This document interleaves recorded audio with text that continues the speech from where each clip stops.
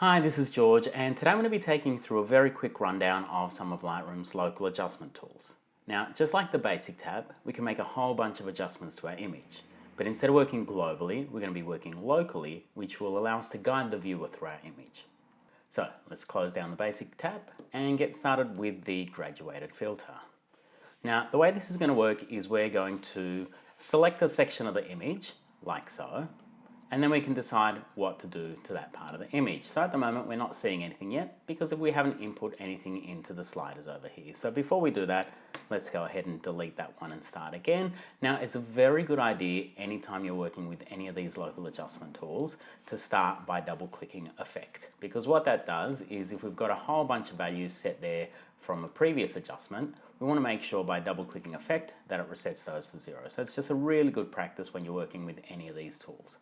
The next thing we want to do is actually see what we're selecting. So if I'm drawing this here, yeah, I get an idea, but if I turn on the mask overlay, you can see exactly what part of the image is going to be affected.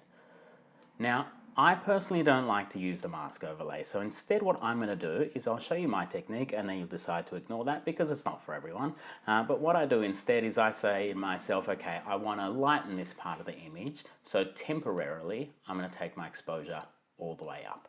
And that gives me a good idea of exactly what I'm doing to the image. So if I decide that I want this part of the image slightly overexposed, I'll just pop that all the way to +4, put my filter into place, and then start to refine that and say, you know what, I just want about a stop's worth.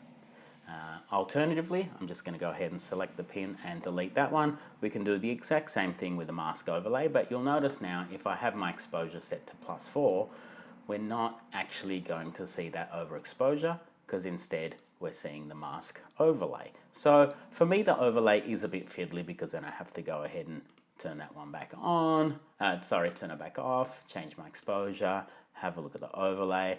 But it obviously works for a lot of people, so you decide what works best for you. If you don't like the color of the overlay, if you can't see it over the image you're working with, you just hold down Shift-O and it toggles between the different colors, but we're going to go ahead and leave it like this. The other thing we can do is we've got our edit pins over here, which show us any of the filters that we're adding. I've got this set to always at the moment, which is really distracting because if I want to have a look at what this looks like without the pin and the lines all over my screen, I can't do that. So instead, I chuck this one on auto, which means that when I hover off the image, we see either the overlay or the effect that we've made. So if I've got something, again, rather extreme like this, I hover on the image, I see my pins, hover off, and they disappear. So that's how I like to work. So let's go ahead and actually we're going to delete this one and put a proper filter in there. So we'll use the mask overlay, shall we? And what I'm going to do is I'm just going to create a bit of a split lighting effect over here just by dragging from the left. Now you'll notice it's going a little bit wonky here. I just need to hold down Shift and that will constrain that. So I can drag from the left to the right, turn off my mask overlay so I can see what I'm doing and say, you know what, now I actually want to underexpose that a bit to look like that's how we shot it because we're going to cheat this.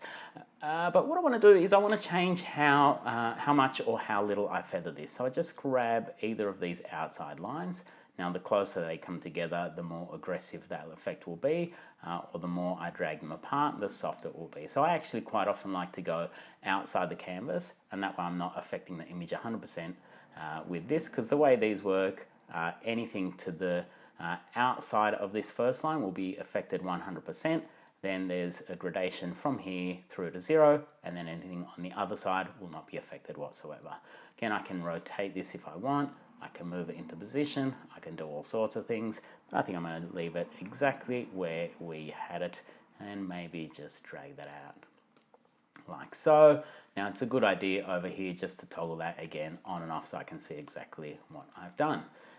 Again, that's just an exposure there. With any of these adjustments we're making, you can go ahead and make changes to any of these sliders, but just for demo purposes, we're just going to be playing with the tone. So I'm going to close that one up. Now it's good to note that if even I have this set to always, and we can see the pins there, when I close down the graduated filter, we won't see them anymore because we're not working with them. But it's completely non-destructive. I open it back up and I look, yep, graduated filter is still there. So I'm going to pop that back to auto, same thing applies. So next thing I want to do is use a radial filter. Now this works pretty much exactly like the graduated filter with one or two small differences. So again, I'm going to double click effect here, decide I'm going to use a mask overlay, and all I want to do is create a bit of a vignette around my subject. So I'm just going to draw a bit of a circle here. Now it doesn't matter if I don't get it in the right place because I can just drag that, move it along. I can change the shape of it. Again, I can hover out here and rotate if I want to, but I'm just going to leave that straight. Now what we need to decide here is one of two things. Firstly, how am I going to feather this, because I don't have the 3 lines like I did with the graduated filter? Much easier. All I need to do here is drag the feather slider. So obviously we can see that's a little bit hard there, not fooling anyone. But at the same time, if we push the feathering too far, we're going to affect way too much of the image. So at the moment, the only part not being affected really is the nose. So I'm just going to go ahead and double click feather, which will bring back that to the default value of 50. And then I can see, I'll turn my mask overlay off. I'll underexpose that a little bit and I can see exactly what that is doing there. Now let's just, for argument's sake, go something really extreme, because the other decision we need to make is whether we want to invert this selection or not. Now in this case I don't, but if I did, what that means is I would be then affecting the inside of my selection, not the outside. So let's go ahead and put that back there and then set this to something a little bit more believable. Again, always a good idea to toggle on and off to get an idea of what it is that you've done. So that's pretty straightforward. Last thing I want to look at is the adjustment brush, which is by far my favorite because it lets us really isolate particular areas and really lead the viewer's eye through the image and do a bunch of dodge and burning, which we're going to do. So we'll start off really simply just by making an adjustment. Let's go ahead and lighten up her eyes a bit. So again, we'll go ahead and reluctantly use the mask overlay, and I'm just going to make my brush a little bit bigger, which I can do either by dragging the size, or what I like to do is I press the left or the right bracket keys next to the letter P, because quite often when I'm making a selection, I'm always changing the size of the brush as I go, so it's really time consuming to go over here, come back, etc. So what I'm going to do is, just to be lazy, going to make a really basic selection here. We can refine that later. Make another one there. Great. Yep, that'll do. And then I can go ahead and overexpose. So again, I can't see what's happening here because I've got this awful mask overlay turned on. So let's have a look. Oh, a little bit too far, isn't it? So again, just a little bit of before and after will show you what you've done. So what I want to do instead is let's ramp that all the way up and let's make a better selection here, because we've got a couple ways we can do this. So I'm going to delete that. We've got two ways we can do this. One is to just make a, oh, what have I done there? Let's delete that and start again. One is to make a really big soft brush, which I'm a big fan of, because the alternative is to get really small and try to be detailed about it. Let's zoom right on in. And I see people doing this quite often and going, you know what, I'm going to spend all the time here and I'm going to get this perfect. And you're doing two things. One, you're wasting your time. Two, you're making a terrible and obvious selection. So I would avoid doing that, because if we have a look at this here, I know which one looks more convincing. So when we bring that back there, if we do want to do something a bit more aggressive, there's no feathering going on here. And so there's a really big reason for that. Let's go ahead and put our mask overlay back on. And that is because quite often we don't think about the size of the brush and how it impacts the feathering. So if I have a big brush with my feathering at 100%, we'll see that that is indeed very soft. Now, if I go ahead and reduce my brush size quite significantly, now note that feathering still at 100%, and that's the sort of brush stroke I get, because there's nowhere for it to feather to. So the smaller you make your brush, as we saw with the eye over here, the harder that selection is going to be. So I always suggest a big, soft brush when you're working in Lightroom, because this is not Photoshop. We don't have access to really sophisticated selection tools. So what we do instead is lean into what we can do, and that quite often is a big soft brush. So let's give that another go. We're gonna give ourselves a brush about yay big. Again, just using the bracket keys there. I'm just going to, oh, I went a bit too far, it doesn't matter. Oh God, I've gone too far again. Okay, let's go ahead and refine that. So I'll zoom in just a little bit. It's always a good idea to get in close so we can see what we're doing. So if I want to refine this selection now, I'm going to use the eraser. No point going into my history or hitting undo. all I do is grab out my eraser and again adjust the size of that, and we can start to now refine this selection. And oops, I've gone too far, so I need to now go back to my brush A. Again, this is quite time consuming, so instead what I'm going to do, if I go outside of the line like I'm colouring in here, I just hold down the Option on a Mac or Alt on a PC, and that automatically brings up my eraser. And then I can do that and I go, oh, I've gone too far, let go of that, I can paint back in. Now when you're painting, careful not to grab the pin, because if I do that, then my whole selection's moved, which isn't great. So I'm just going to undo that, and I just noticed that we've got a whole bunch of brush strokes out here, really terrible. So I'm just going to refine that, and you'll notice I just like to use the feathered part of my brush. If I go too close and use the center of the brush, again, we're going to erase part of the eye, which we don't want. So now we've got to paint that back in. So anytime I'm refining this, I'm just careful not to get too close. You can spend as much or as little time as you want doing this, but the more time we spend on it, obviously, the more realistic the effect is going to be. But really, it shouldn't take more than a minute or two, and as with most things, the more you do it, the better you'll get at it. Excellent. That'll do for now. So I'm going to go ahead and turn the mask overlay off, and we'll see, oh, I forgot to turn the exposure down.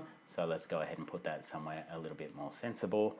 We'll fit to page here. We'll have a little before and after, because right now it's feeling a little bit too intense. Yeah, I've probably gone a bit too far, but you know what? I'm going to leave it. Great, so I just want to do one last thing, which is going to look at the final feature we can use here in the brush, and that is the flow. So the flow, the way that's going to work, I'll turn my mask overlay on over here, and I'm just going to create a new brush instead of editing the existing one. Now my flow at the moment is set to 100%, so that when I paint something, we see it at 100% opacity. Whereas if I turn it down nice and low, I usually work at a flow of around 5 or 10. The lower it is, the more patience you're going to need. Because now as I'm painting, you'll see it's building up very slowly over time. And that lets us be a lot more subtle with this. So I'll go ahead and delete that, and we'll start it properly. So what I want to do here is really start to accentuate some of the form in this image, just with a bit of simple dodging and burning. So I'm just going to zoom in. Holding down space will let me move through my image. So we're going to create 2 pins here, and the first one we're going to do is going to be to overexpose slightly some of the parts in the image. So I'm going to use my method here where I have the exposure set to +4. Just going to make my brush a bit smaller, and I'm just going to make that selection here. Now you'll notice it's definitely not doing it at +4. Ooh, it's turning pink because I've left my mask overlay on, one or the other. And so you can already see that it's starting to accentuate that section. Now I'm going to go a bit further than necessary because I know I'm already at +4 exposure over here, so I've got room to play. So we're going to do this section here again. As always, the longer you spend on this, the better the result will be. If you have a pen, I definitely recommend using it and not leaving it unplugged next to your mouse. So we'll go ahead now and refine that there. So you can see, even if we do like about half a stop or so worth, let's have a look, you can see that it's starting to make a difference in, again, really accentuating that form. So now we're going to make a new brush again, and this time turn that all the way down to -4. I didn't zoom you out there. What's going on? Let's come back in. Now again, even though we're at -4, we're not seeing it be that drastic because we've got such a low flow. So I'm more than happy to make this darker than necessary because I can always adjust that exposure later. Now this might need a little bit more over here.